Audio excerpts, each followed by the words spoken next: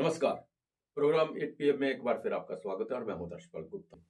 तो आइए अब नजर डालते हैं आज के समाचारों पर। जम्मू पुंछ राष्ट्रीय राजमार्ग पर अखनूर के टुंगी मोड़ क्षेत्र में बड़ा सड़क हादसा हो गया है। यहां एक यात्रियों से भरी बस गहरी खाई में जा गिरी। इस हादसे में अब तक 15 लोगों के मारे जाने की खबर है। करीब 40 यात्री घायल बताए जा रहे हैं। इनमें 20 को जीएमसी जम्मू रेफर कर दिया गया है। पुलिस व स्थानीय लोगों द्वारा बचाव अभियान चलाया जा रहा है। खाई से निकालकर घायलों को अखनूर उपजिला अस्पताल पहुंचाया गया, जहां से गंभीर रूप से घायल यात्रियों को जम्मू मेडिकल कॉलेज रेफर कर दिया गया। प्रारंभिक जानकारी के अनुसार उत्तर प्रदेश नंबर की ये बस जम्मू से शिवखोड़ी धाम जा रही थी। शिवखोड़ी धाम रियासी जिले के पौनी में स्थित है, जो कि कटरा स्थित माता वैष्णो देवी मंदिर से मात्र 80 किलोमीटर की दूरी पर है। ये भगवान भोलेनाथ को समर्पित है। बस में लगभग 75 से अधिक यात्री सवार थे। मौके पर एसडीएम अखनूर लेखराज, एसडीपीओ अखनूर मोहन शर्मा, थाना प्रभारी अखनूर तारिक अहमद मौके पर बचाव कार्य में जुटे हुए हैं। उधमपुर जिले की दरसू पंचायत के जंगलों में मंगलवार से बड़े इलाके में भीषण आग लगी है, जिससे वन्य जीवन समेत वन संपदा को भारी नुकसान पहुंचा है। आग पर काबू पाने के लिए वन विभाग और स्थानीय लोगों के प्रयास अब तक असफल रहे हैं। ग्रामीणों ने आग बुझाने के लिए भारतीय वायुसेना के हेलीकॉप्टर भेजने की गुहार लगाई है। अधिकारियों के अनुसार उधमपुर और जम्मू जिले के बीच दरसू वन क्षेत्र में मंगलवार को लगी आग 5 से 6 वर्ग किलोमीटर में फैल गई है। अब इसके रिहायशी इलाकों को भी खतरा बढ़ा है। स्थानीय निवासी हरविंदर सिंह ने बताया कि प्रशासन से आग बुझाने के लिए वायुसेना के हेलीकॉप्टरों को तैनात करने की मांग की गई है। वन विभाग और स्थानीय लोगों द्वारा किए जा रहे मौजूदा प्रयास अपर्याप्त रहे हैं और आग नए क्षेत्रों में फैल रही है। आग लगने के कारण अभी तक पता नहीं चल पाए हैं। हालांकि कुछ स्थानीय लोगों को संदेह है कि इसे शरारती तत्वों ने जानबूझकर लगाया है। पाकिस्तान के कब्जे वाले कश्मीर में सैन्य मदद बढ़ाकर चीन उसके नापाक मंसूबों को हवा दे रहा है। भारत के साथ सीमा विवाद के बीच चीन वास्तविक नियंत्रण रेखा के उस पार पाकिस्तानी सेना के लिए स्टील के बंकर बना रहा है। वह पाकिस्तानी सेना को मानव रहित लड़ाकू विमान मुहैया कराने समेत अन्य साजो सामान भी दे रहा है। चीनी मदद से सीमा पार शक्तिशाली संचार टावर लगाए जा रहे हैं। भूमिगत फाइबर केबल बिछाने का काम भी जोरों पर चल रहा है। सैन्य अधिकारियों के मुताबिक चीनी मूल के उन्नत रडार सिस्टम भी लगाए गए हैं। इन रडार से पाकिस्तानी सेना की कम ऊंचाई वाले लक्ष्यों का पता लगाने की क्षमता में इजाफा होगा।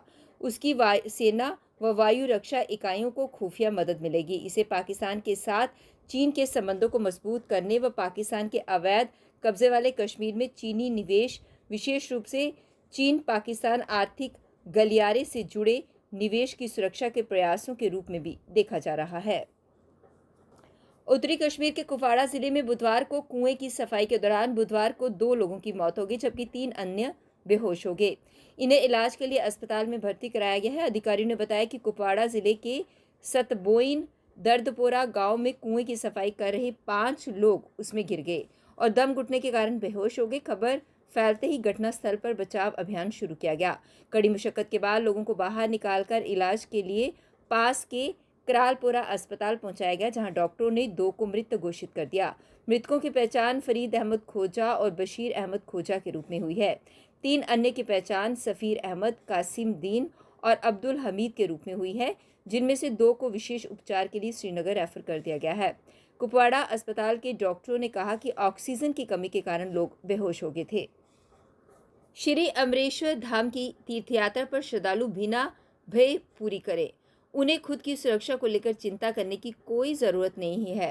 त्रिनेत्र प्रत्येक श्रद्धालु की सुरक्षा सुनिश्चित बनाएगा। इस रणनीति के तहत सेना, पुलिस और केंद्रीय अर्धसैनिक बलों के लगभग 30,000 जवान पूरी यात्रा मार्ग की निगरानी और सुरक्षा का जिम्मा संभाले हुए हैं। सीसीटीवी कैमरे, ड्रोन और खोजी कुत्ते भी सुरक्षा चक्र को अभिक्ष बनाने में सहयोग करेंगे। बालटाल पवित्र गुफा और पहलगाम पवित्र गुफा मार्ग को 15 जून तक सुरक्षा बल अपनी निगरानी और कब्जे में ले लेंगे। श्री अमरेश्वर धाम, जिसे श्री अमरनाथ की पवित्र गुफा के नाम से पुकारा जाता है, कि इस बार वार्षिक तीर्थयात्रा 29 जून से शुरू होने जा रही है। यात्रा 19 अगस्त को रक्षाबंधन के दिन संपन्न होगी। दक्षिण कश्मीर में समुद्र तल से करीब 3,800 88 मीटर की ऊंचाई पर स्थित श्री अमरेश्वर धाम में भगवान शिव ने मां पार्वती को अमरत्व की कथा सुनाई थी। इस वार्षिक तीर्थयात्रा के लिए हर वर्ष लाखों तीर्थयात्री आते हैं।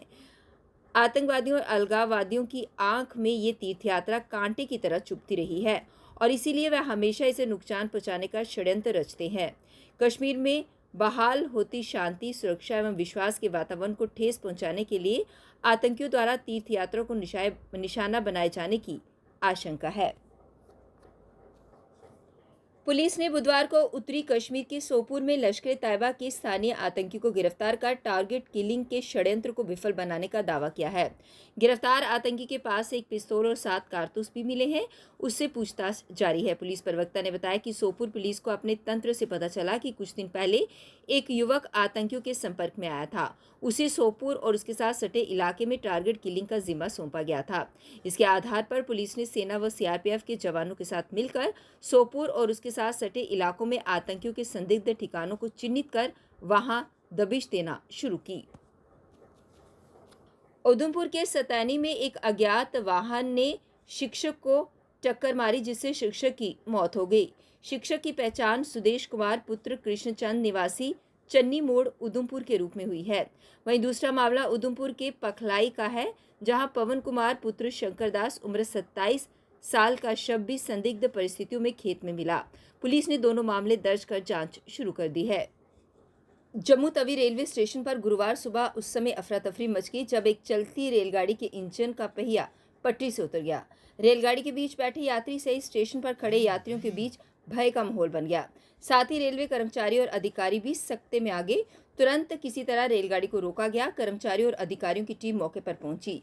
लोगों को समझाकर शांत कराया गया कि बड़ा हादसा होने से टल गया है। हादसा नई दिल्ली से कटरा को जा रही उत्तर संपर्क क्रांति रेलगाड़ी के साथ घटा।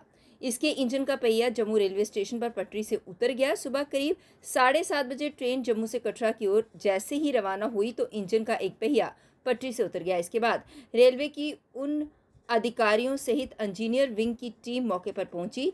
कड़ी मुशक्कत के बाद इंजन के पहिए को पटरी पर दोबारा चढ़ाया गया। ट्रेन के साथ एक और नया इंजन जोड़ा गया। खबर लिखे जाने तक रेलवे की टीम पटरी की जांच कर रही थी। पूरी जांच किए जाने के बाद ही ट्रेन को गंतव्य की ओर रवाना किया जाएगा। जम्मू कश्मीर में प्रचंड गर्मी से राहत मिलती नजर नहीं आ रही है। लू की थपेड़ों के बीच बुधवार को जम्मू में दिन के पारे में 44.8 डिग्री सेल्सियस पर पहुंचकर पिछले 6 साल का रिकॉर्ड तोड़ दिया। ये तापमान सामान्य से 5.7 डिग्री सेल्सियस अधिक था। बुधवार सीजन का अब तक का सबसे गर्म दिन रहा। इससे जनजीवन प्रभावित है। इससे पहले 31 मई 2019 को जम्मू में अधिकतम तापमान 44.1 डिग्री सेल्सियस था, जबकि 26 मई 1984 को ऑल टाइम 47.4 डिग्री सेल्सियस तापमान दर्ज किया गया था। मौसम विज्ञान केंद्र श्रीनगर के अनुसार 30 और 31 मई को कुछ हिस्सों में हल्की बारिश हो सकती है। श्री माता वैष्णो देवी के आधार शिविर कटरा में भी 2 साल बाद मई में अधिक गर्मी पड़ी। कश्मीर के कई हिस्सों में बुधवार दोपहर बाद धूल भरी आंधी के बाद बूंदाबांदी हुई। जम्मू में सुबह की शुरुआत के साथ ही गर्मी ने अपना रौद्र रूप दिखाना शुरू कर दिया। सुबह 10 बजे तक दोपहर की गर्मी का एहसास हो रहा था। लू की थपेड़ों से हर कोई बेहाल रहा। शहर और आसपास के इलाकों की सड़कें सुनसान रहीं। बाजारों में भी भीड़ गायब है।